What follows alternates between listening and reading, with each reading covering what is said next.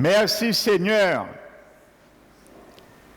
que ton nom soit élevé, glorifié, magnifié.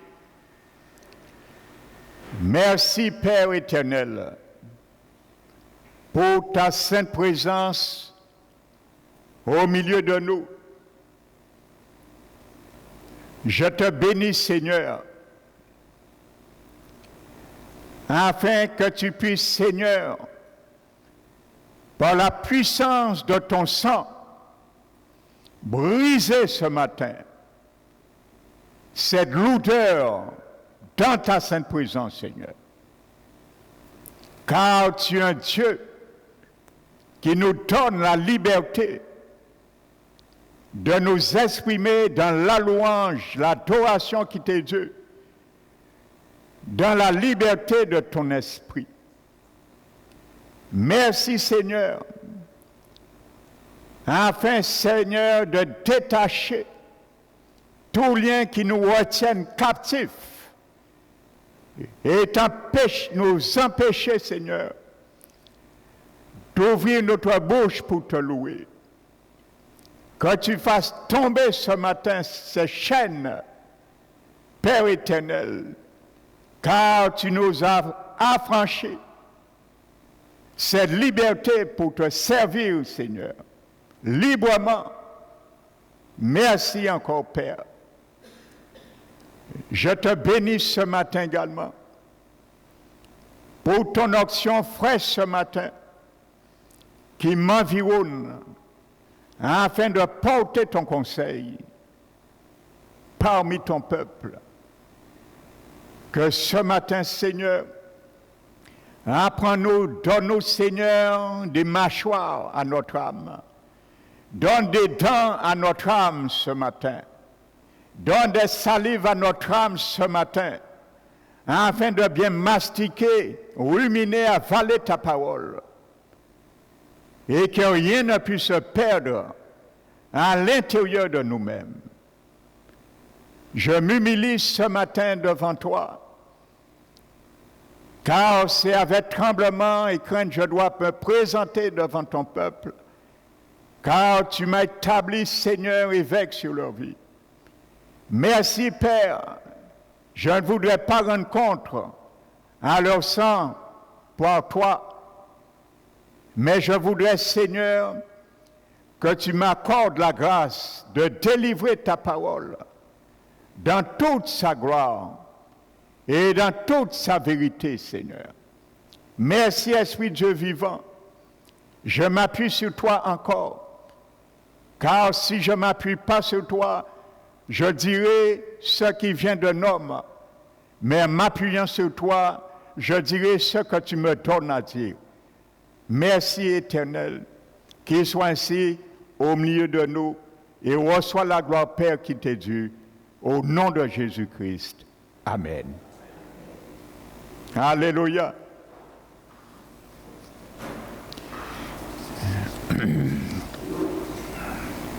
Je vous bénis, frères et sœurs, ce matin. Donc soyez richement bénis. Je bénis également ceux et celles qui nous visitent ce matin. Alléluia. Donc nous allons continuer ce message ce matin. Je crois que c'est la 3e partie. Amen.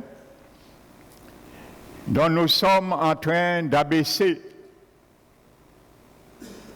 de rabaisser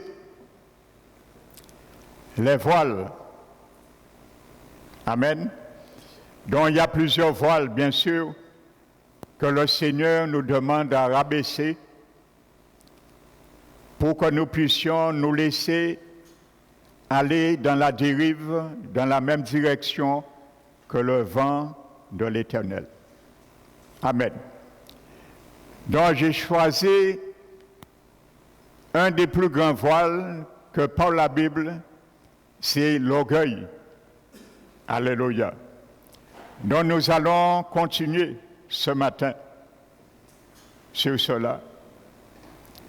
Alléluia.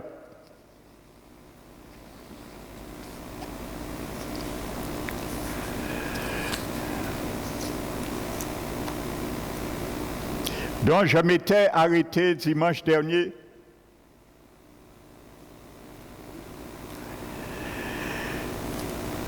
pour venir vraiment à l'origine de l'orgueil. Qui a ramené cela dans ce monde? Alléluia. Donc, je n'ai pas besoin de vous le dire, je pense que vous le connaissez. Cet archange, alléluia, qui s'appelait, selon la traduction de Jérôme, dans la version latine, le Vulgate, qui est traduit As brillant, ange de lumière par Lucifer. Amen. Alléluia. Donc je disais que l'orgueil est la racine de la rébellion. C'est la racine de la rébellion, l'orgueil. Amen. Et il est toujours suivi de résultats catastrophiques. Aucun enfant du Seigneur ne peut vivre plutôt dans l'orgueil et connaître des jours heureux dans leur vie. Les résultats seront toujours catastrophiques. Alléluia. Et nous avons vu beaucoup de tests qui le confirment ce que je dis ce matin. Parce que Dieu lui-même s'oppose à l'orgueil. Et il s'oppose à l'orgueilleux. Amen. Alléluia. Donc l'exemple biblique le plus clair de l'orgueil, sa définition, ses caractéristiques et comment Dieu le traite, se trouve déjà dans le récit, comme je dis, de Lucifer. Amen. Il avait été créé le plus beau des anges, si on peut dire. Alléluia. La Bible dit qu'il était parfait en beauté. Et ainsi de suite. Sa fonction, je m'étais arrêté dimanche dernier, était d'être en présence de Dieu. Ta fonction aussi, mon frère, ma soeur, moi, c'est d'être dans la présence de Dieu. Constamment. Alléluia. Vous savez, ceux et celles qui sont les plus proches du Seigneur, de la communion du Seigneur, ce sont ceux et celles qui aiment la croix du Seigneur Jésus.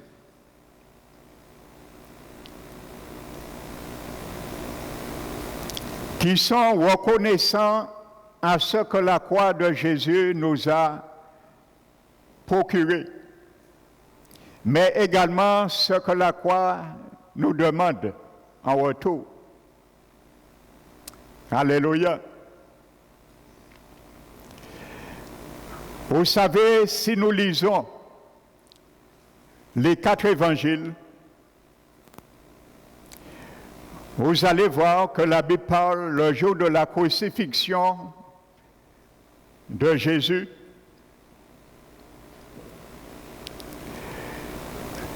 La Bible nous dit dans Matthieu,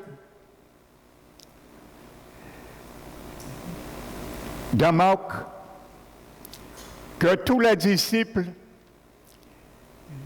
étaient au loin à contempler la croix. Ils étaient tous au loin. Mais il y a un seul évangéliste, narrateur, l'apôtre Jean, c'est lui seul qui nous donne plus de détails. Pourquoi? Parce que c'est l'évangile de Jean seul qui est relaté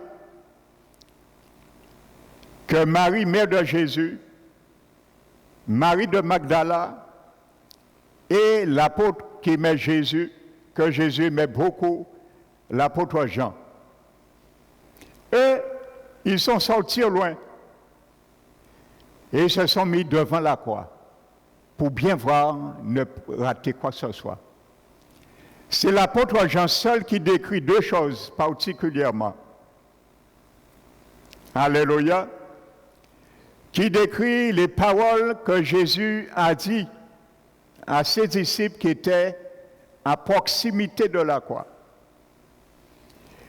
Et c'est Jean seul qui décrit aussi qu'on a percé le côté de Jésus.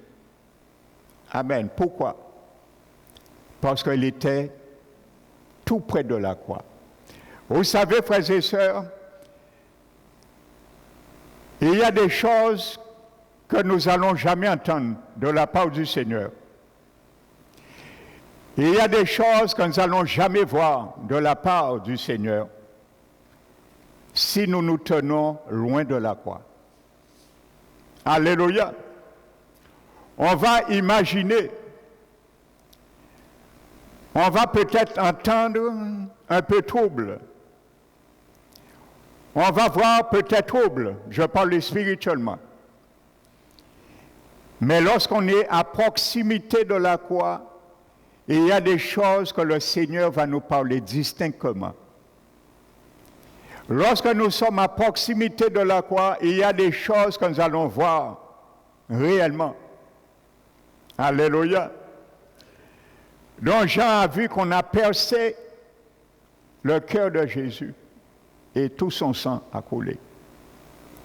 Alléluia. Donc voici une des réalités de la Pâque. Nous ne devons jamais oublier. L'objectif de la croix, le sang de Jésus qui a coulé pour nos péchés, qui a ratifié une alliance nouvelle avec toi et moi.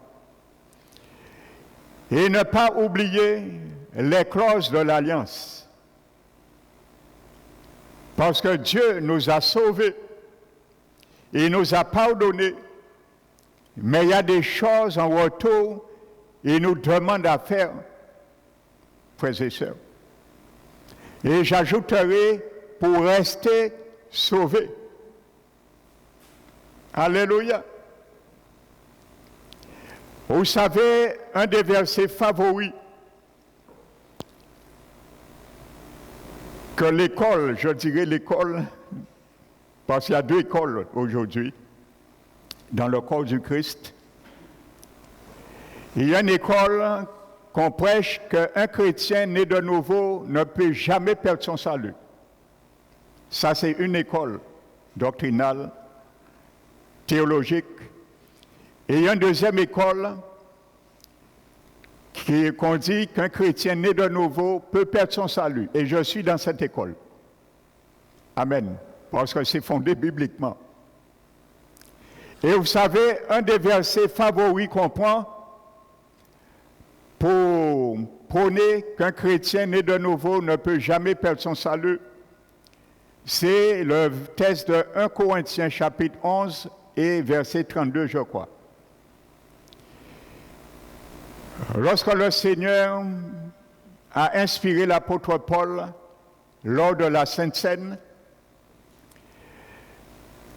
et il a dit que avant de vous attabler à la table du Seigneur, chacun s'éprouve soi-même.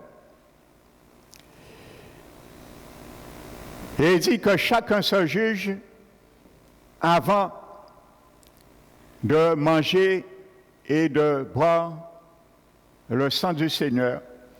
Car il dit, si nous nous jugeons nous-mêmes, nous ne serons pas jugés. Mais lorsque nous sommes jugés, Amen. Nous sommes châtiés par le Seigneur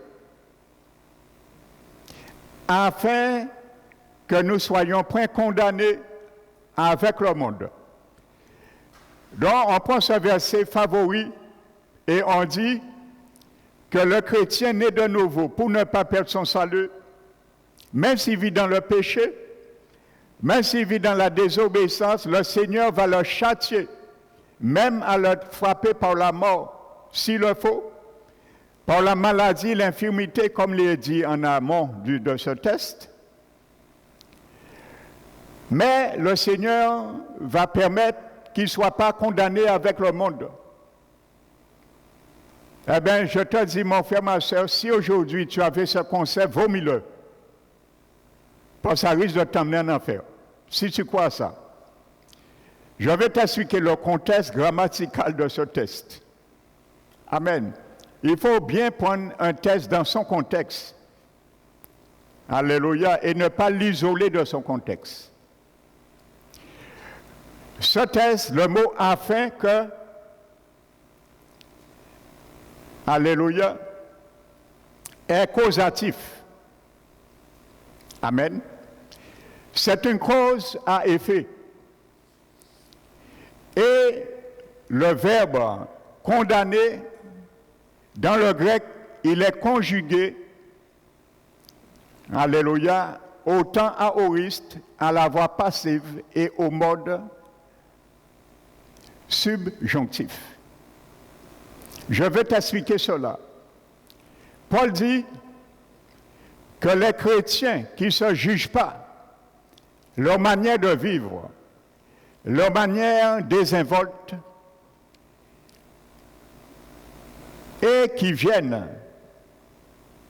en pensant qu'ils seront sauvés ainsi, la Bible dit que si nous ne prenons pas égard, l'Éternel va nous châtier. Et Hébreux 12 le confirme.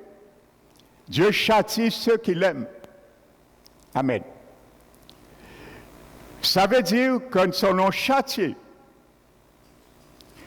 Si nous faisons le test, accepter ce châtiment, afin que c'est causatif, ça veut dire celui qui va accepter le châtiment de Dieu, qui va le redresser, ne connaîtra pas la condamnation avec le monde. C'est au subjonctif. Mais celui qui ne se laissera pas châtier, le châtiment ne le fera pas changer de comportement, il sera condamné avec le monde. Alléluia. Voici ce qu'il faut comprendre. Donc je reprends. Ça veut dire que le Seigneur va nous châtier pour nous redresser. Donc, je vis dans mon péché. Je vis n'importe comment. Je vis dans l'orgueil. Parce que c'est le thème aujourd'hui. Je vais encore approfondir. Je me laisse redresser. Je dis, Seigneur, d'accord. J'ai compris maintenant. Je baisse les bras. Et je prends une ferme résolution de reprendre ma vraie communion avec toi. Alléluia. Donc, à ce moment, le Seigneur me fait grâce. Je ne connaîtrai pas le jugement si je meurs dans cet état, avec le monde. Mais si je dis, Seigneur, j'ai ma vie, on m'a dit, il n'y a aucune condamnation pour ceux qui sont en Christ. Donc, lorsque le péché abonde, l'aggravation abonde. Alors moi, je fais ce que je veux, et quand je serai prêt, je vais revenir à toi. La mort me frappe, je connaîtrai la condamnation avec le monde. Donc c'est ça qu'il faut comprendre. Alléluia, je ferme la parenthèse. Amen. Alléluia. Je vous dis, le Seigneur m'a fait grâce, il m'a donné un ministère d'aller en profondeur dans les Écritures. Parce que mon devoir, c'est faire de sorte que votre âme ne se perd pas. C'est l'objectif d'un serviteur. Il est marqué dans la Bible. Alléluia. Donc je suis obligé de vous dire la vérité et non vous cacher la vérité. Amen. Donc si tu avais compris ce test, comme on l'a fait, donc rejette cela, vomis cela. Je t'ai donné la vraie explication. Alléluia. C'est causatif. Le subjonctif, le mode subjonctif veut dire une probabilité. Ça veut dire que ça peut se faire comme ça peut ne pas se faire. Alléluia. Donc tu peux être condamné avec le monde comme tu peux ne pas être condamné avec le monde. La Bible est claire. C'est le grec qui le dit. Amen. Alléluia. C'est pour ça qu'on voit tant de laisser aller dans les églises aujourd'hui, à cause de cette école qui a été implantée, non par Dieu, non pas par Dieu, mais par les théologiens. Dommage. Ce serait trop beau. Alléluia. Je dirais même, il faut être insensé pour croire à cela. Alors je suis sauvé, je mène ma vie comme je veux et je ne perdrai jamais mon salut. Mais ça ne tient pas debout. Jésus serait carrément en train de donner le diable un coup de main dans son royaume. Le laisser faire ce qu'il veut à travers ses enfants. Jésus ne serait plus la lumière. Comment nous aurons brillé? Jésus lui-même dit que si notre lumière s'éteint, comment sera grande notre ténèbre? Et il n'y a pas de cohabitation entre la lumière et les ténèbres. Ça ne tient pas debout. Il faut être un insensé pour croire à ça. Moi, je le dis. Que Dieu me pardonne. Amen. Ça, c'est un des tests. Il y a beaucoup d'autres. Alléluia. Donc, continuons. Pour venir, nous aussi, nous avons la lumière de Jésus en nous. Alléluia. Et cette lumière doit refléter. Amen. Parce que Lucifer pensait qu'il était la source de la lumière. C'est ça qui a fait son chute. Et c'est ça qui fait la chute de beaucoup enfants du Seigneur à travers l'orgueil. Parce que l'orgueil nous fait comprendre que nous sommes la source de la lumière. Alléluia. Or, la lumière, c'est Jésus. La source, c'est Jésus. Donc, lorsqu'il me dit de ne pas faire ça, je le fais, je me mets au-dessus de la lumière. Or, je suis qu'un réflecteur. Lucifer n'était qu'un réflecteur. Il était là pour réfléchir la lumière. Et c'est ça, ça veut dire, je vous l'ai dit dimanche dernier. Lucifer veut dire en latin, celui qui reflète la lumière. Ce n'est pas celui qui a la source, ce n'est pas celui qui a la lumière, celui qui reflète la lumière. Donc je n'ai pas la lumière en moi, tu n'as pas la lumière en toi non plus. Nous reflétons cette lumière, mais la lumière même, la source, c'est Jésus. Alléluia. Amen. Dans 1 Corinthiens 3, la Bible nous dit, l'apôtre Paul nous dit, que lorsque le cœur se convertisse au Seigneur, le voile est ôté.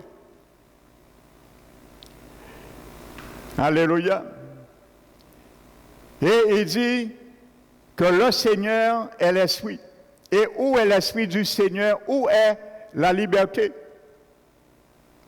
Amen. Et il dit, en parlant de nous, comme le visage découvert, nous reflétons la gloire du Seigneur. Nous reflétons. Nous ne sommes pas la gloire. Nous ne sommes pas la lumière. Nous reflétons la gloire du Seigneur et nous sommes transformés de gloire en gloire à la même image par le Seigneur. L'Esprit du Seigneur. Frères et sœurs, dont nous reflétons cette lumière. Nous devons refléter cette lumière. Amen. Le Seigneur Jésus nous l'a dit. Il a dit, nous sommes des chandeliers. Des chandeliers. Un chandelier, c'est le porte-chandelle. Le chandelier, c'est ce qui porte la lampe. Alléluia.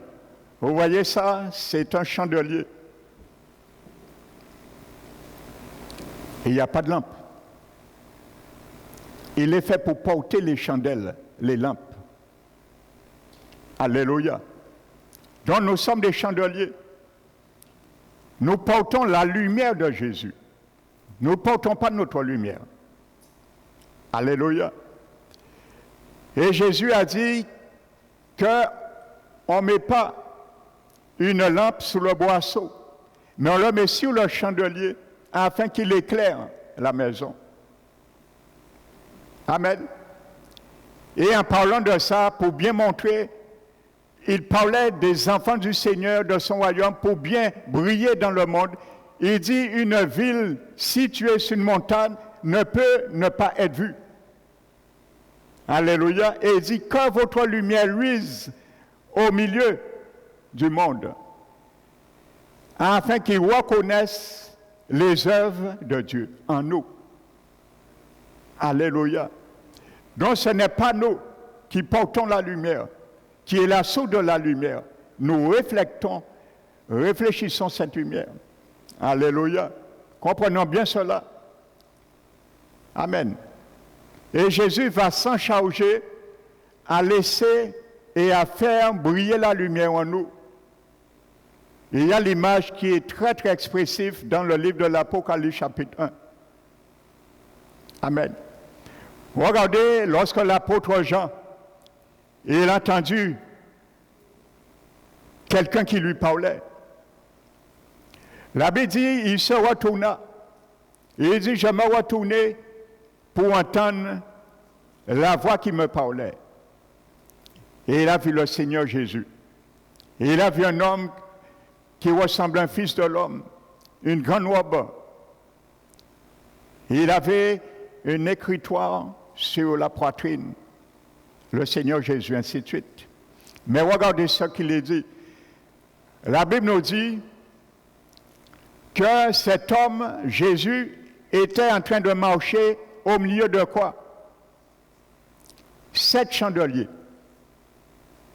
Et plus loin, il explique, qu'est-ce que ces chandeliers? Il dit, le mystère des chandeliers, c'est les 7 églises qui existaient en Asie. Mais aujourd'hui, toutes les églises s'appellent le chandelier. L'église Parole qui restaure est un chandelier aussi. Alléluia. Donc c'est dans ce chandelier que la lumière de Jésus est déposée. Alléluia. Et la Bible dit que Jésus est en train de marcher au milieu des 7 chandeliers. Ça donne l'image prophétique de l'Ancien Testament. Si vous lisez dans l'Ancien Testament, Dieu avait ordonné aux sacrificateurs de veiller à 2 choses dans le sanctuaire. De veiller à ce que les lampes du chandelier ne s'éteignent jamais. Alléluia. Donc Jésus va surveiller à cela dans ma vie. Jésus va surveiller à cela dans ta vie. Alléluia. Parce qu'il dit, il n'éteint pas le lumignon qui fume. Ça peut arriver. Et c'est déjà arrivé pour des millions de chrétiens nés de nouveau aujourd'hui, je vous parle. Amen. Donc, il devait gérer 2 choses. S'assurer que le chandelier ne manquait jamais d'huile. Alléluia. Et deuxièmement, à nettoyer les mèches qu'on appelle moucher la lampe. Ça veut dire que lorsque la mèche commençait à être calcinée, si il ne nettoyait pas, mouchait pas la lampe, progressivement la lampe s'éteignait, même s'il y avait de l'huile. Alléluia. Donc mon frère, ma soeur, ce n'est pas parce que tu as l'Esprit de Dieu en toi, que j'ai l'Esprit de Dieu en moi, que le feu de l'Éternel, la lampe ne peut pas s'éteindre. Alléluia. Parce que si Jésus, qui est le souverain sacrificateur de ma vie, de ta vie, veut entretenir avec toi, avec moi, la lampe pour briller, et tu veux qu'elle reste ténèbre, ce n'est pas parce que j'ai l'Esprit de Dieu que ça va m'empêcher de subir la condamnation avec le monde. Comprenons bien cela. Donc Jésus marche au milieu des chandeliers. Il nous montre qu'il est le souverain sacrificateur et il est en train de moucher ses églises. Comme le sacrificateur qui était en train de nettoyer les lampes. Calcinées, Jésus coupe les parties calcinées et pour briller plus. Comment il le fait? Lisez toutes les conversations que Jésus a eues avec ces 7 églises. Il parlait aux responsables, les anges de ces églises. Il donnait des éloges et il donnait aussi des remarques. Il disait, ce que je veux et je te conseille, c'est ça. Je te félicite pour ça. Donc Jésus était en train de moucher les lampes. Alléluia. Il nettoyait les parties calcinées. Il disait que tu te dis riche, mais tu ne sais pas que tu es pauvre, misérable et nu, ainsi de suite.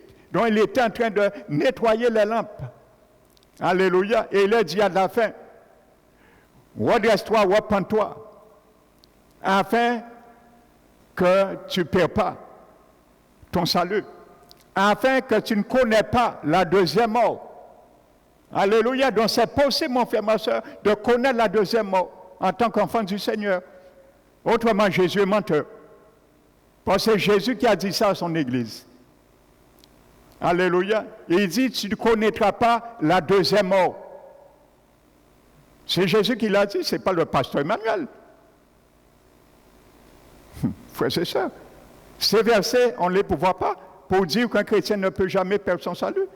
Il faut retirer ces... Il y aurait eu beaucoup de pages dans la Bible, il faudrait déchirer. Pourquoi à cette école? Il y a beaucoup de pages, il faut les déchirer.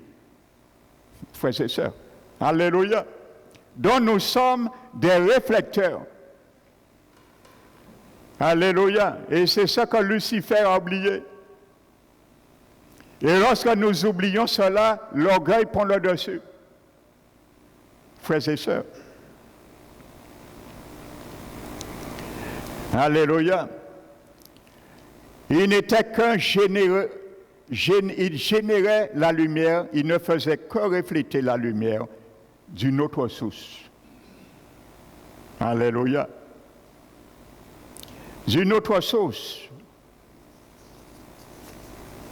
Frères et sœurs. Alléluia.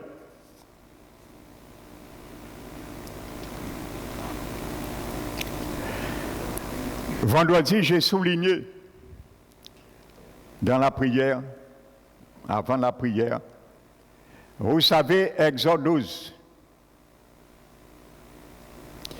lors de la première Pâque en Égypte, le Seigneur avait ordonné aux Hébreux qu'ils devaient manger la chair de l'agneau.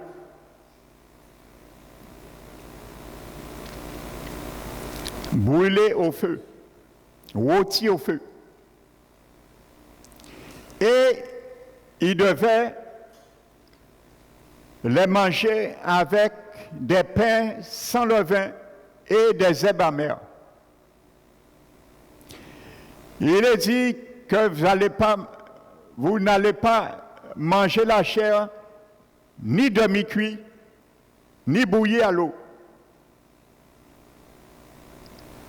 Amen. J'ai donné une explication pour ceux qui n'étaient pas là.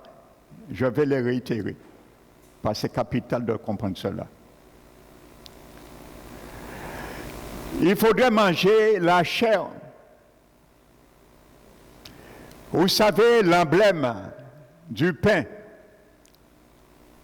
que chaque fois qu'on prend la Sainte Seine, les églises du monde, bien sûr,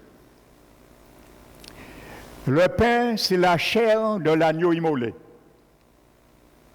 Parce que Jésus à, comment dirais-je, à changer la Pâque en la scène. Maintenant, il n'y a plus d'agneau. C'est le pain de Jésus qui représente l'agneau. Amen. Donc maintenant, quand nous prenons cela, nous devons nous rappeler ce que Jésus a pourvu pour moi et toi sur la croix. Manger la chair rôtie, c'est manger ce que Jésus a fait sur la croix pour moi et toi. C'est reconnaître l'immensité de la grandeur de la croix dans ma vie. Parce que c'est sur la croix que Jésus a été rôti en tant qu'agneau immolé. C'est sur la croix que la colère de Dieu a brûlé Jésus, l'agneau immolé. Amen.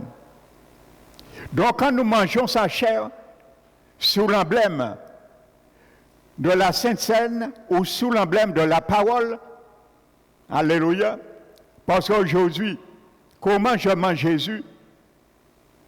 La parole, parce qu'il a dit celui qui, ma parole également est une nourriture. Donc je dois considérer cela, frères et sœurs. Jésus à la croix. Alléluia. Parce qu'il est dit, nous ne devons pas le manger ni demi-cuit, ni bouilli dans l'eau. Alléluia. Les pains sans levain. Je le disais que quand tu rentres dans l'alliance avec Jésus, quand je rentre avec l'alliance avec Jésus, ça veut dire le jour où je l'ai accepté comme mon Seigneur et mon Sauveur, je ne dois plus vivre dans le péché. Ça doit être éradiqué dans ma vie, dans toutes ses formes.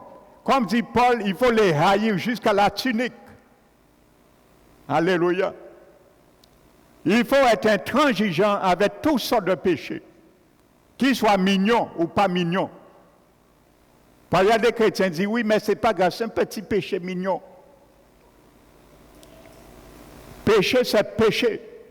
La Bible dit, Dieu appelle toutes choses par son nom. Et il y a un seul vocable que je vois dans la Bible, c'est péché. Il n'y a pas mignon, joli, beau, belle. Péché, c'est péché. Frères et sœurs. Les pains sans levain, 7 jours qui suivaient la Pâque. Pour bien montrer le levain, nous devons bannir cela dans notre vie. Le chiffre 7 est un chiffre de perfection. Ça veut dire que nous devons nous parfaire en ce qui concerne le péché. Ne jamais donner place encore au péché. Ça ne veut pas dire que nous ne péchons pas. Ne dites pas ce que je n'ai pas dit. Nous tombons, nous bronchons d'une manière ou d'une autre. Mais lorsque nous péchons, gloire au Seigneur, nous avons un avocat. L'apôtre Jean l'a dit. Nous avons un avocat devant le Père qui puisse compatir à nos faiblesses, car il a été tenté comme nous en toutes choses, sans commettre de péché. Donc si nous confessons nos péchés, il est juste et fidèle pour nous les pardonner et nous purifier de toute iniquité, oui. Mais nous ne devons pas prendre cela comme un jeu. Lorsque nous avons fait mal au Seigneur, prendre une décision ferme d'y arrêter. Parce qu'il y a des gens qui jouent avec le péché, ils croient jouer péché là. Il faut à un moment donné dire marre, j'arrête. J'ai donné mon témoignage déjà. Comment j'ai arrêté l'alcool, la cigarette, la caféine, ainsi de suite. Amen. Il faut faire un choix, il faut avoir marre un moment. Mais pour cela, il faut grandir en Christ. Alléluia. Il faut grandir en Christ. Comme le frère l'a dit dans sa prière. Fais de sorte que nous ne restons plus à l'état de lait. Parce que quand Moïse, Hébreu 11 le dit, c'est quand Moïse est devenu grand. Pas quand il était petit. Hébreu 11 nous dit, quand Moïse est devenu grand, qu'est-ce qu'il a fait? Il a refusé d'être appelé fils de la fille de Pharaon. Alléluia. Il y a un moment dans ma vie, il y a des choses, je dois refuser, parce que je grandis spirituellement. C'est pour ça que le Seigneur Jésus a dit, il sera demandé plus, et ceux qui ont reçu plus auront plus de coups de bâton le jour du jugement, que ceux qui n'ont pas reçu beaucoup. Ils ont très peu de coups de bâton, mais ils ont tous des coups de bâton. Alléluia. Il y a ceux qui vont peiner plus dans leur condamnation, le jugement, que d'autres, mais ils seront tous condamnés. Comprenons bien cela. Alléluia. Lorsque nous entendons la parole, lorsque nous entendons les recommandations, les exhortations, les avertissements, grandissons pour refuser des situations dans nos vies. Il faut un moment refuser des choses. Moïse a refusé. Il faut refuser. Dis, j'ai marre avec ça. Alléluia. Si je n'avais pas marre un jour avec l'alcool, eh bien, je n'aurais jamais refusé cela. Il faut avoir marre à un moment donné. Alléluia. J'ai marre avec l'orgueil dans ma vie. Il faut que ça s'arrête. Parce que j'ai déjà tout entendu sur la parole de ça. J'ai déjà grandi. Je ne suis plus à l'aise. Je mange maintenant du beefsteak. Alors je dois prendre une décision sur ça. Alléluia. Moïse a refusé. Pas quand il était petit. Lorsqu'il est devenu grand. Alléluia. Aujourd'hui, 10 ans, 20 ans, 30 ans, dans une église, on entend dans toutes sortes de menus des exhortations, on grandit, mais on n'a pas aucune décision. On ne refuse quoi que ce soit parce qu'on aime des choses. Il y a des choses qu'on aime et on ne veut pas donner à Jésus. Frères et sœurs. Et c'est pour cela la Bible dit, il ne fallait pas le manger bouilli à l'eau. Parce que bouillir la chair à l'eau, c'est diluer la croix. Amen. Il était bien recommandé. Il ne faut pas que ça soit demi-cuit, cuit ou bouilli à l'eau. Beaucoup. Eh bien, justement, cette doctrine qu'on enseigne, que tu ne peux jamais perdre ton salut, eh bien, tu vas oublier la croix. Tu vas oublier, tu dois manger la chair de Jésus rôtie au feu. Tu iras plutôt le prendre dans la casserole avant que la graisse se fonde et tu vas le manger. Parce que tu vas dire, il n'est pas permis que je mange la chair bouillie à l'eau, mais je peux décider parce qu'il n'y a aucune condamnation sur moi. Ça a été le cas du sacrificateur Élie. La Bible nous dit que ces serviteurs, lorsqu'on apportait dans la maison de l'Éternel des offrandes des sacrifices, la part qui revenait au sacrificateur, il faisait par l'entremise de ses fils qui étaient corrompus, et lui-même ne reprenait pas, et il s'est corrompu par la corruption de ses fils. Il prenait avec une fourche à 3 dents dans le chaudron avant même que ça cuise, parce qu'il aimait la graisse. Il aimait la graisse. Alléluia, la graisse est une image du péché. Alléluia. Celui qui veut regarder la chair de Jésus comme bouillie à l'eau, c'est celui et celle qui aiment le péché encore dans leur vie. Et c'est celui et celle qui se tiennent loin de la croix. Ils sont dans la foule, loin de la croix. Ils ne veulent pas s'engager, ils ont peur. Les complications. Mais soyons ceux et celles comme Marie, mère de Jésus, Marie de Magdala et Jean, qui étaient à proximité de la croix, ils ont vu et entendu des choses que les autres n'ont pas vues et entendues. Frères et sœurs, alléluia. Et c'est pour cela, dans 1 Samuel 2, regardez la réprimande de l'Éternel contre ce sacrificateur Élie. Le sacrificateur Élie, pas le prophète Élie. Amen. Le prophète Élie se termine avec E, le sacrificateur Élie n'a pas de E. Amen. Pour bien distinguer les choses. Alléluia.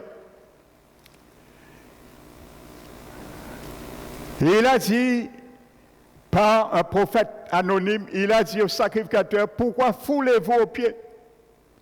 Mes sacrifices et mes offrandes, j'ai ordonné dans ma maison, dans la maison de l'Éternel, frères et sœurs, l'Église. Dans la maison de l'Éternel, ton cœur, mon cœur. Pourquoi foulez-vous aux pieds les sacrifices et les offrandes? Paul a dit dans Romains 8 que nous devons offrir nos corps comme un sacrifice vivant et agréable à Dieu, qui sera de notre part un sacrifice vivant. Alléluia. Dieu nous dit, pourquoi foulez-vous aux pieds ce sacrifice? Amen. Et il dit, d'où vient? Tu honores tes fils plus que moi.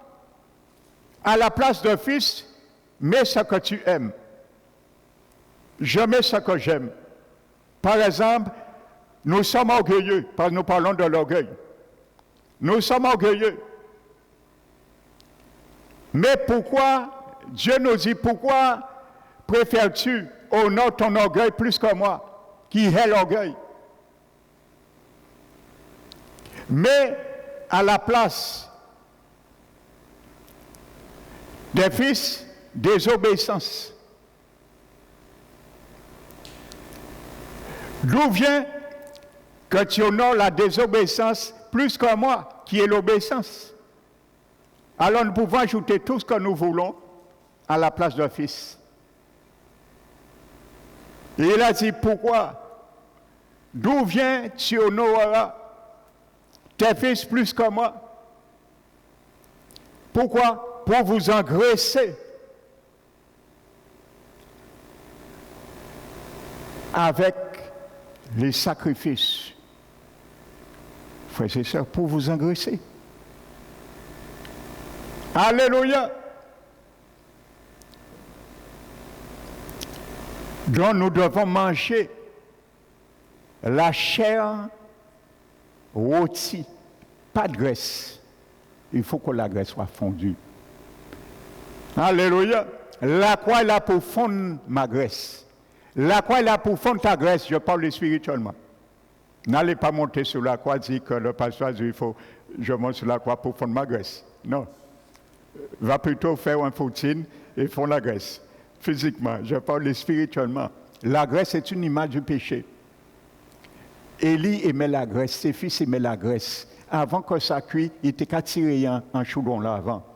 C'est là que je fais la remarque. Frères et sœurs, donne-nous la même chose. Dieu nous dit pourquoi nous nous engraissons avec le péché. Avec le péché, c'est la même réalité spirituellement. Frères et sœurs. Amen. Pour vous engraisser.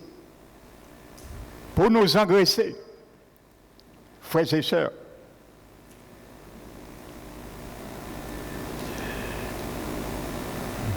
Amen.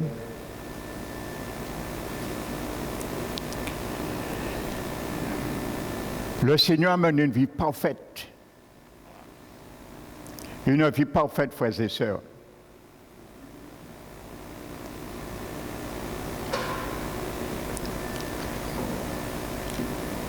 Jésus qui est mort, mon frère, ma sœur. Jésus qui a été concassé avec sa volonté. Ça tombe bien que je parle un peu de la croix, parce que nous entrons dans la période pascale. Frères et sœurs. Lui qui a failli désister au jardin de Gethsémani va prendre en considération que nous menons une vie malgache spirituellement et que son sang soit toujours suffisant pour nous sauver? Mettez-vous à la place de l'auteur de la vie éternelle. Comment lui voir ça? Non, ça ne tient pas debout. C'est décrassaliser le sacrifice de Jésus. Et vous savez, il y a une personne, il nous montre l'exemple par excellent, c'est l'apôtre Paul. Comment lui, il considère qu'est-ce que manger l'agneau, la chair de l'agneau immolé, Jésus-Christ, rôti au feu. Il a dit dans Philippiens 3, verset 7. Amen. L'apôtre Paul dit, après avoir énuméré tout son savoir, ses prestiges, ses honneurs, ses connaissances, son orgueil, et ainsi de suite, qu'il a ramené en tant que membre du Sanhédrin, parce que Paul était dans le Sanhédrin, il faisait partie du tribunal. Frères et sœurs, le Sanhédrin, c'était le tribunal, la plus haute instance qui existait au temps de Jésus, qui était constitué de 71 personnes et dont le président de ce tribunal était un souverain sacrificateur. À l'époque, c'était Caïphe, dernier souverain sacrificateur. Paul a validé le meurtre d'Étienne. Frères et sœurs, à cause de l'orgueil qui est implanté en lui également. Mais regardez ce qu'il dit après sa conversion, ça c'était Saul. Alléluia. Donc dans ta vie, mon frère, ma soeur, dans ma vie, Dieu considère qu'il y a eu un Saul. Mais après ce Saul, tu dois être un Paul. Alléluia. Saul, c'était ma vie passée. Mais Paul, en moi, c'est mon présent. L'apôtre Paul n'a jamais retourné dans ce qu'il faisait lorsqu'il était seul. Alléluia. Comprenons bien cela. C'est pour cela lui-même dit, autrefois vous étiez, mais maintenant vous êtes. Alléluia. Paul qui l'a dit. Il dit dans Philippiens 3, à partir du verset 7, je crois. Il dit toutes ces choses. Je les ai regardées comme une perte. Alléluia. Une perte. Je disais vendredi, quand tu viens au Seigneur, quand tu as fait et tu es rentré dans l'alliance de Jésus, ratifiée par son propre sang, il y a des conversions de ta vie que tu dois faire. Il y a des conversions dans ma vie que je dois faire. Il y a des choses que je dois considérer comme des pertes qui m'étaient un gain. Et aujourd'hui, l'orgueil de beaucoup d'enfants du Seigneur est un gain. Et ils ne veulent pas perdre cela. Ils le considèrent toujours comme un gain. Paul te dit, il faut que ça soit une perte pour toi, pour aller plus loin avec le Seigneur. Je les regardais comme, ce que je regardais comme, considérais comme un gain, je les regarde comme des pertes. Pourquoi? À cause de Christ. À cause de Christ. Pas à cause de tes parents, pas à cause de ton mari, pas à cause de ta femme, à cause de Christ. Alléluia. Et d'ailleurs, je considère toute chose comme une perte à cause de l'excellence de la connaissance. Alléluia. Là, c'est sérieux, là. À cause de l'excellence de la connaissance de mon Seigneur Jésus-Christ. Il n'a pas dit de notre Seigneur. Paul parle à une église chrétienne née de nouveau. Paul n'emploie pas le mot notre Seigneur. Il dit mon Seigneur.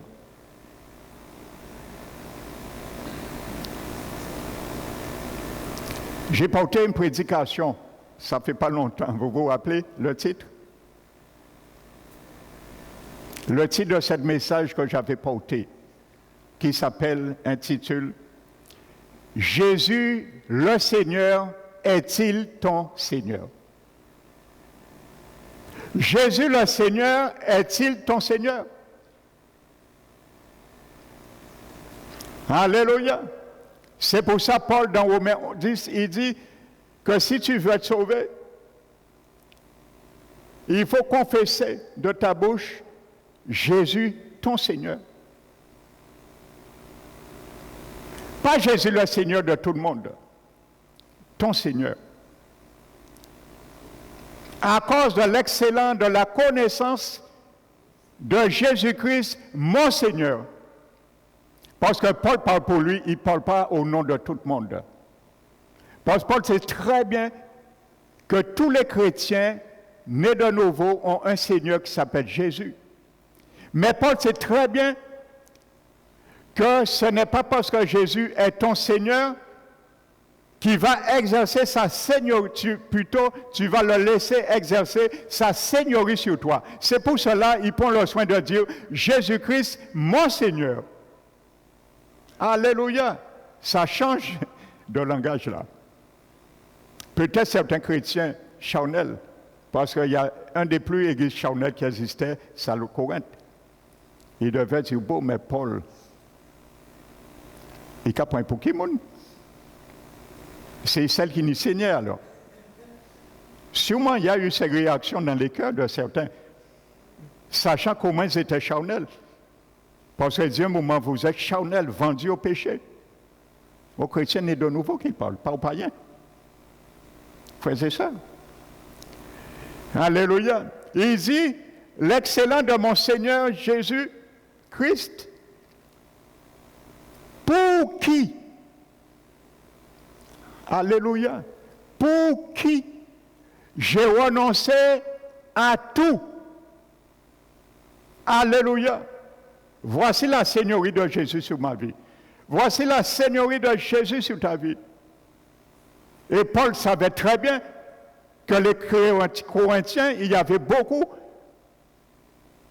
qu'ils n'ont pas renoncé tout pour le Seigneur. C'est pour ça qu'il a pris le soin de dire Jésus, mon Seigneur.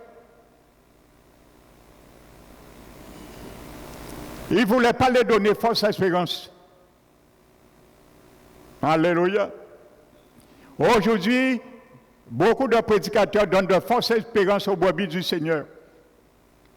Oh, c'est pas grave. C'est pas grave. Le Seigneur voit ça, mais il est Dieu. Hein. Il voit au cœur. Le slogan maintenant des chrétiens, Dieu regarde au cœur. Oh, tu me juges, pourquoi tu me dis ça? Et je dois m'habiller comme ça, pourquoi tu me dis ça? Dieu regarde au cœur. C'est vrai. Dieu regarde au cœur. Mais quand tu exhortes, ta parole exhorte, tu ripostes, eh bien Dieu regarde que ton cœur est mauvais et il est rebelle. Dieu regarde au cœur. Oui, c'est vrai. Voilà. Frères et sœurs, pour qui j'ai renoncé à tout. Alléluia. Et il dit même, je les considère comme de la boue. Mon frère, ma soeur, ce matin, nous parlons de l'orgueil. Jette ton orgueil à la boue. Je jette mon orgueil à la boue. Frères et sœurs. Paul dit, vous avez vu tout ce que Paul considère à jeter dans la boue? Alléluia. N'oubliez pas, Paul a fait ses études par le plus grand rabbin de l'époque, Gamaliel, qui était membre aussi du Sanhédrin. Et c'est un homme sage. C'est lui, à un moment donné, il a dit, si ces hommes parlent de Dieu,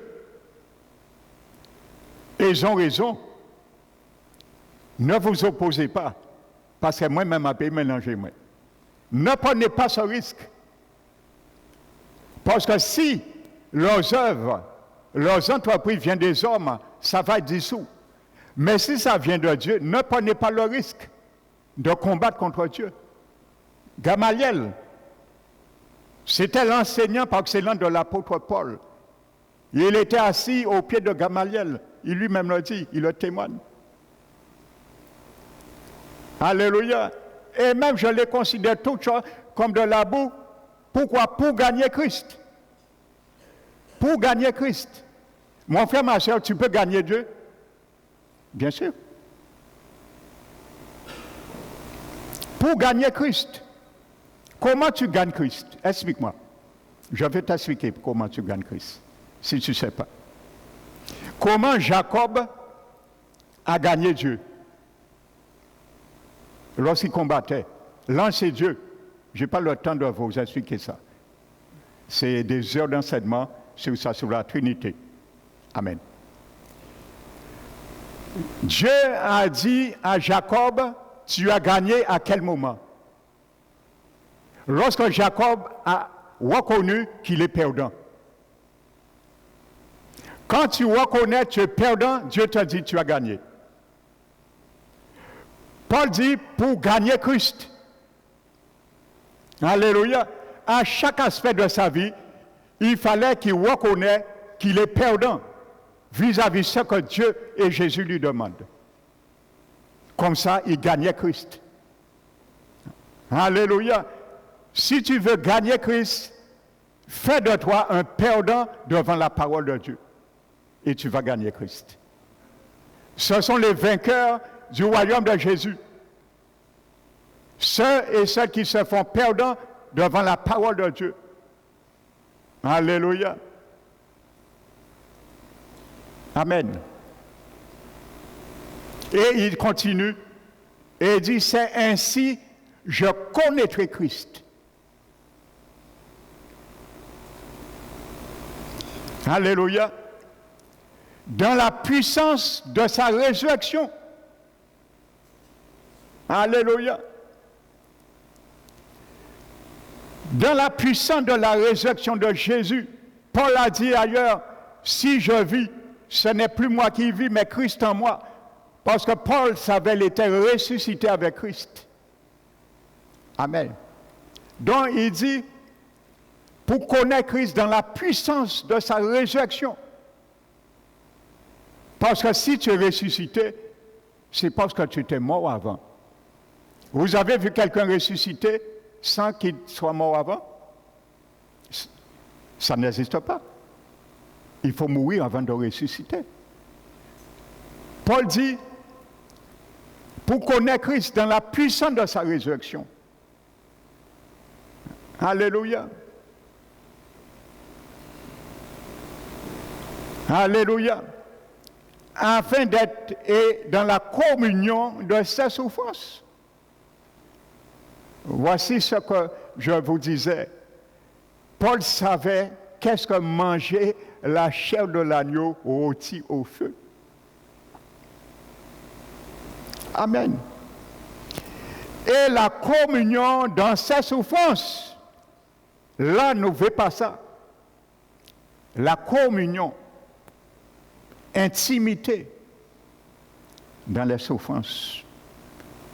Frères et sœurs, la communion dans ces souffrances, ça veut dire une même plante. Ce mot grec veut dire faire une même plante dans ces souffrances. Parfois, on nous dit quelque chose, l'orgueil prend le dessus. Frères et sœurs, ça nous empêche d'être tissés dans la communion du Seigneur, frères et sœurs. dans la communion de ses souffrances. Amen. Afin d'être conforme à lui. Afin d'être conforme en lui dans sa mort. Voici ce que Paul nous donne. Voici ça qu'il faut considérer. Manger le pain, la chair rôtie au feu. Alléluia. Afin que je sois conforme en lui par sa mort. Alléluia. Donc ça veut dire tout ce que Dieu me dit de mourir en moi. Je dois être conforme à cela. Et ce qui va me permettre d'être conforme dans cela, c'est une vraie communion avec mon Seigneur. Ce qui va te permettre d'être vraiment conforme à ça, c'est avec une pleine communion avec ton Seigneur. Et il dit en finalité, pour parvenir, si je puis, à la résurrection d'entre les morts.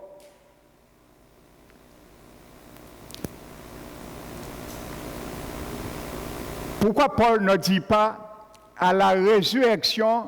Frères et sœurs, parfois il y a des petits détails dans la Bible qui sont très importants que nous passons outre. Paul ne dit pas si je puisse parvenir à la résurrection des morts. Parce que la résurrection des morts, c'est pour les damnés. Les gens qui sont en enfer, ils sortiront pour entendre leur condamnation. Ça s'appelle la résurrection des morts. Mais la résurrection d'entre les morts, c'est pour les chrétiens nés de nouveau qui vont ressusciter le jour de la trompette. C'est deux choses différentes. La résurrection d'entre les morts, c'est parmi les morts, parce qu'il y a d'autres qui dorment toujours. Il y a un certain nombre qui sortent d'entre les morts. Et la résurrection des morts, tous les morts ressuscitent en même temps. Donc si Paul dit, pour parvenir, si je puis, à la résurrection d'entre les morts, Paul parle bien pour être sauvé. Frères et sœurs. Amen. Pour être sauvé. Il parle bien de son salut. Et il ne parlait pas du salut des autres. Hein. Paul parlait de lui. Alléluia. Pour que je puisse parvenir, il ne dit pas pourquoi vous puissiez parvenir.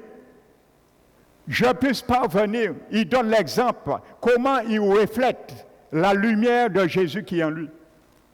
Il était en train de refléter la lumière de la source qui était en lui, son Seigneur Jésus.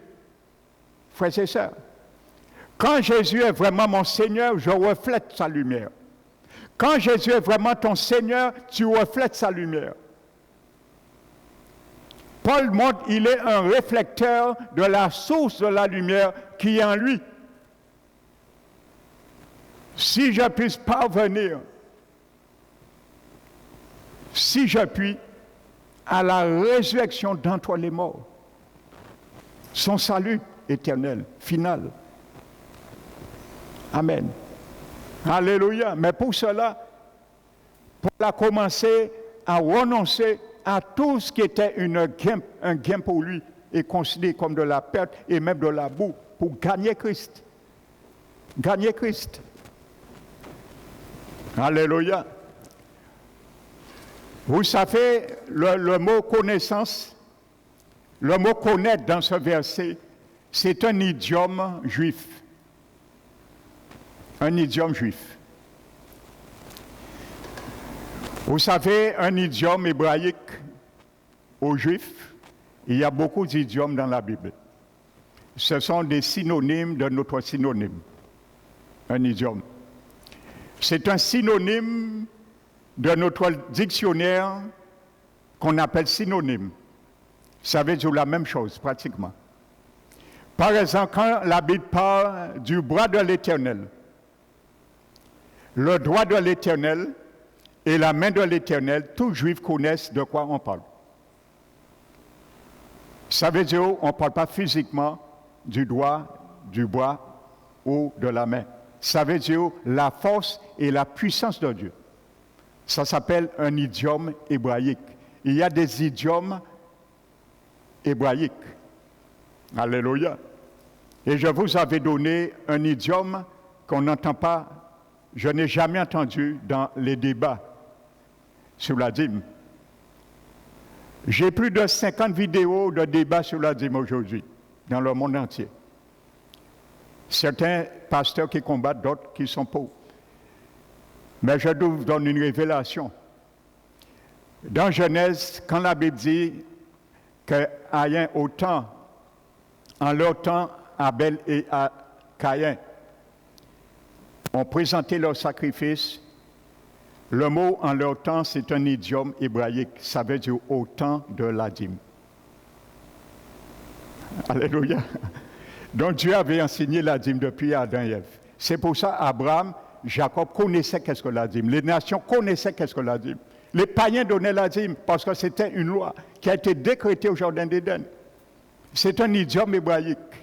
Ça veut dire au temps de la dîme. Alléluia. Il y a beaucoup d'idiomes hébraïques. Il y en a encore, par exemple, quand la Bible parle de 3 jours et 3 nuits. On a fait toutes sortes de calculs aujourd'hui pour démontrer que Jésus n'est pas mort un vendredi. Ça aurait fait 72 heures. Mais vous savez, 3 jours et 3 nuits, c'est un idiome hébraïque. Les Juifs, lorsqu'ils employaient ce mot, ce n'était pas une totalité de 24 heures. Amen.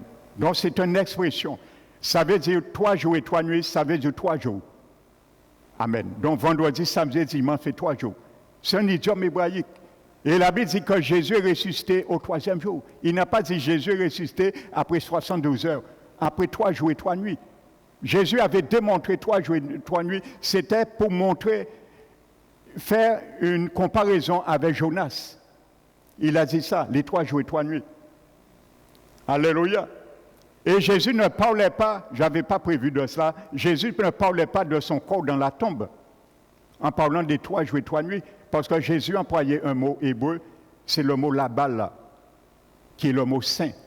Et c'est pour ça qu'il a comparé avec Jonas. Je vous disais dimanche dernier que Jonas, il est passé par la mort, parce que c'est dans l'enfer, le séjour des morts, la Bible dit qu'il a invoqué l'Éternel. Et ensuite, il est retourné, son corps était dans le poisson, son âme et son esprit étaient en enfer. Et il est retourné dans son corps qui était dans le ventre d'un poisson. Et il a été vomi.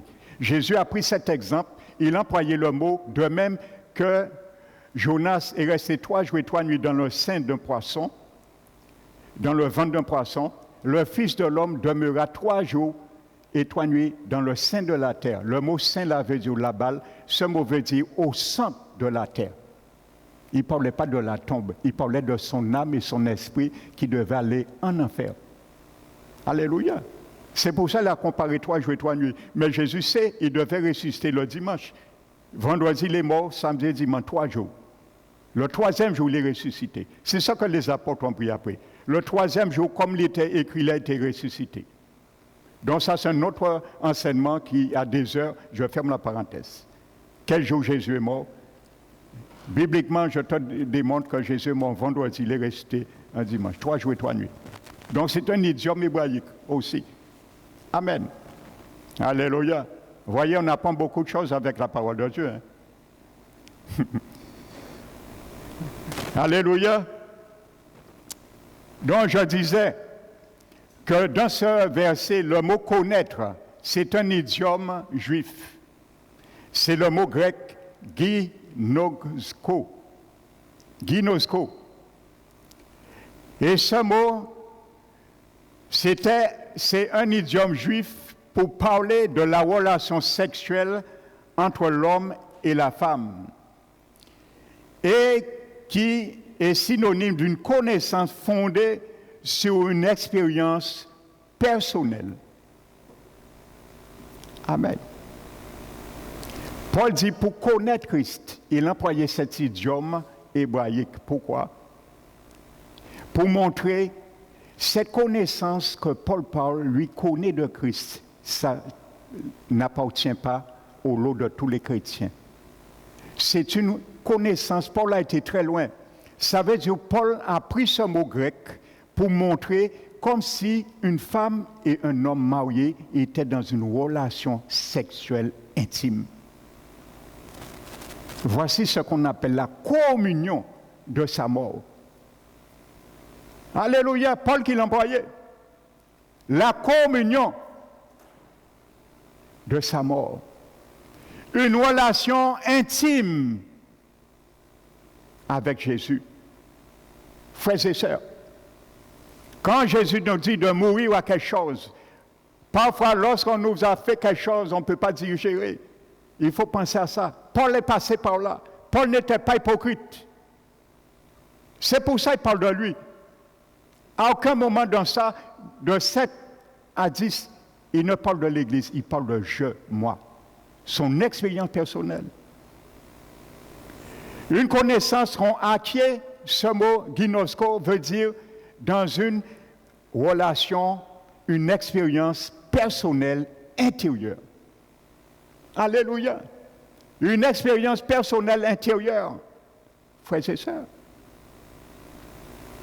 C'est pour ça, dans la Nouvelle Alliance, ce mot est mis en exergue.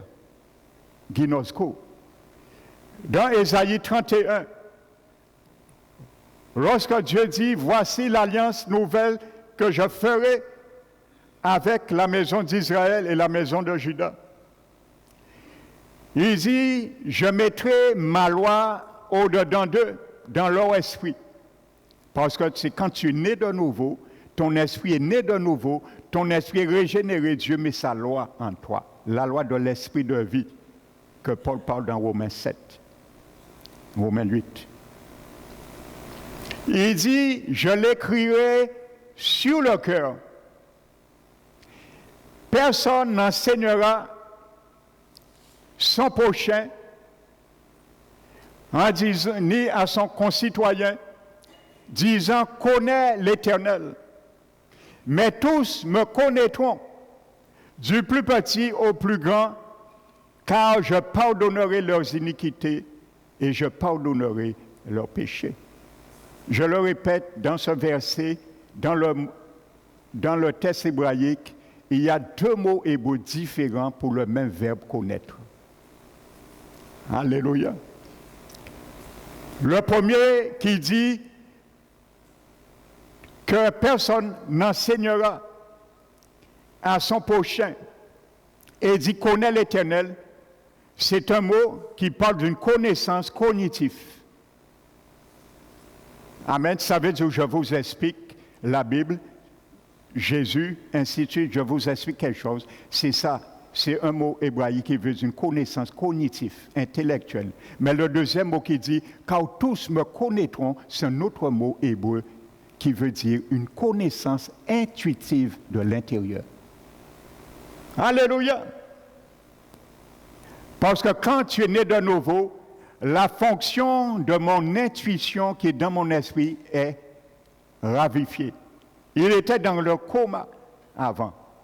Quand tu es né de nouveau, la fonction de l'intuition qui est dans ton esprit était dans un coma spirituel. Il n'était pas mort substantiellement, mais dans un coma spirituel. Il ne connaissait pas Dieu. Il ne savait pas comment communiquer avec Dieu, recevoir les informations de Dieu. C'est ce qu'on appelle recevoir quelque chose par intuition. Et qu'on soit chrétien ou pas, c'est une fonction qui appartient à l'esprit. C'est pour ça que Paul dit ailleurs que quel est l'homme qui connaît les choses de l'homme si ce n'est son esprit. Amen. Intuitivement, l'homme connaît des choses. Mais dit de même, on connaît les choses par l'Esprit de Dieu, qui habite notre esprit. Alléluia. 2 intuitions différentes. L'homme qui est dans un coma, l'homme va recevoir des choses intuitivement dans son esprit humain, sans connaître Dieu. Mais celui qui est né de nouveau, il va recevoir des informations dans le monde spirituel qui vient de Dieu. Alléluia. Eh bien, c'est ça que Paul dit. Cette connaissance, Paul l'a cultivée. Dieu veut que nous cultivons cette connaissance intérieure, cette relation intime, frères et sœurs, comme si c'était une relation intime. Alléluia. Amen, frères et sœurs. Le Seigneur Jésus doit être celui, nous devons avoir la plus grande relation intime avec lui. Même plus grand que notre relation intime entre couples. Frères et sœurs, parce que c'est le même vocable, Guinosco, qui est employé. Amen. Et il n'y a rien de grossier. C'est l'Esprit Saint qui l'a inspiré. Hein. Pas dit pasteur Manuel Grossier. Je vous ai expliqué le mot grec, ginosko. Amen. Et cherchez, si vous voyez ça vient de moi, cherchez, vous allez voir que c'est ça qu'il vous dit. Alléluia. C'est pour ça que Paul savait sa relation avec son Dieu. Amen. Paul sait très bien, il y a des choses de son expérience personnelle, il ne permettra jamais aux chrétiens d'essayer comme lui, s'ils savent qu'ils ne pourront pas. Ainsi de suite. Bien qu'il le dit ailleurs. Ce que vous avez appris de moi, ce que vous avez retenu, ce que vous avez appris, frères et sœurs, appris, reçu et vu de moi, pratiquez-les et le Dieu de paix sera avec vous. Amen. Paul était un coach et j'aime ce coach parce que j'ai coaché moi. Je vous dis, frères et sœurs, les épîtres de Paul m'édifient beaucoup. Ils me donnent beaucoup de force, de vigueur morale, de vigueur spirituelle. J'aime beaucoup étudier les épîtres de Paul.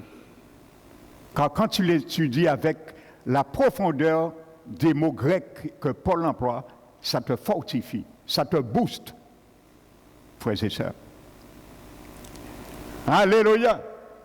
Ça te rend un vaillant héros. Même si on t'a dit tu es un vaillant héros, mais ça te rend un vaillant héros. Alléluia. Tu peux dire non, j'étais un vaillant héros, mais je serai un vaillant héros maintenant. Alléluia. Donc c'est ça, frères et sœurs. Ne pas oublier cela.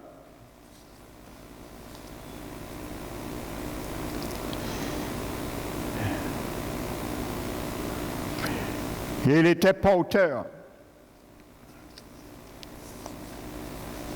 de la lumière, mais il n'était pas la source.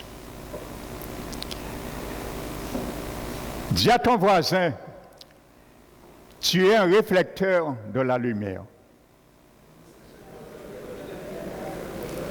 mais tu n'es pas la source. La source est Jésus-Christ. Tu n'es qu'un chandelier. Jésus est la lumière. Et il veut que la lumière et le chandelier fassent un. Qu'il soit ainsi pour toi, mon frère, ma soeur. Qu'il soit ainsi pour moi. Au nom de Jésus-Christ. Je vais m'arrêter ce matin sur cela. Amen. Alléluia. Que le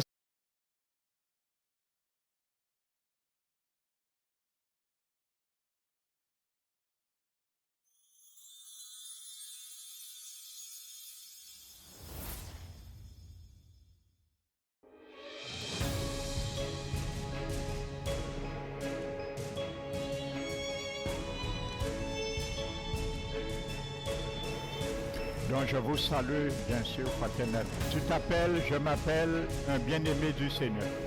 Nous allons ouvrir la parole de Dieu. Je m'appelle un bien-aimé du Seigneur. Que tu puisses agir puissamment par ton esprit, Seigneur.